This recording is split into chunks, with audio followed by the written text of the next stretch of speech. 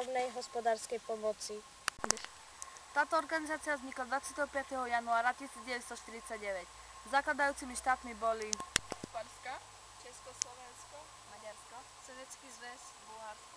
Okrem týchto štátov tam patrilo aj Rumunsko, Mongolsko s Jugosláviou, Kuba, Vietnam a Albánsko pod tlakom Číny z organizácie vystúpilo. Sídlo RVHP bolo vždy v Moskve a malo tvar knihy. Vďaka tejto organizácii ZSSR ovládal krajiny strednej a východnej Európy. Riešime otázky spolupráce podpredsedov vlád. Zaoberáme sa aj smernými vedecko-výskumnými, výrobnými, investičnou a obchodnou spoluprácou členských krajín. Vydodávame energiu a suroviny a zabezpečujeme hospodárskú pomoc aj napriek tomu, že nemáme hospodárske zázemie. Je potrebné, aby socialistické štáty pomáhali v oblasti hospodárskej a obrannej pomoci proti imperialistickým štátom. Na Slovensku fungovali vďaka RVHP železiarne a Slovna.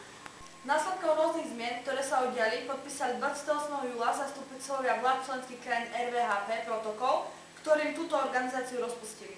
Po tomto rozpade veľa socialistických podnikov RVHP neprežilo, nakoľko nedokázali čeliť konkurencii, ktorou dominovala na svetových trhoch.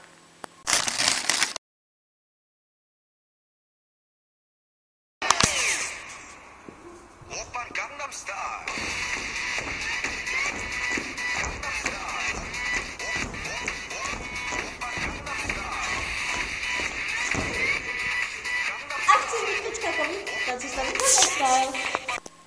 Štáty východného bloku sa museli podriadiť sovietskému vzoru. Propaganda presadzovala heslo Sovietský zväz je náš vzor, Sovietský zväz je náš vzor, Sovietský zväz je náš vzor.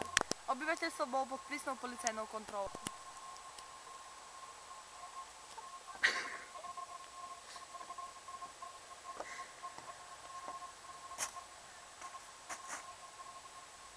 Nariadujem ti, aby si dozrel na poriadok tejto krajiny.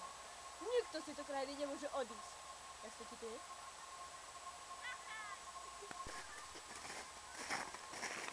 Stať! Kam ste sa vybrali? Za svojou rodinou. Stalin nariadil, že nikto nemôže vycestovať do zahraničia.